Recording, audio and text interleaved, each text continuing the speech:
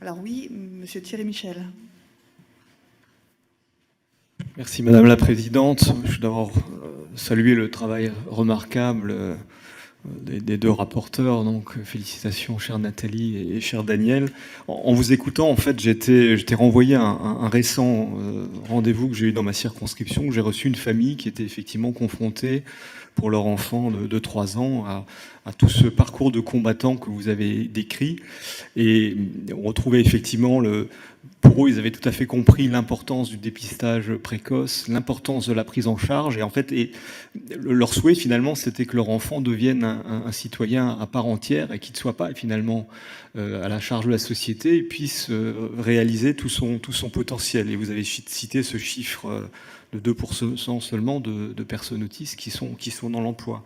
Et donc, on a évidemment une responsabilité sociale, citoyenne vis-à-vis de ces patients, de ces personnes atteintes de ces troubles.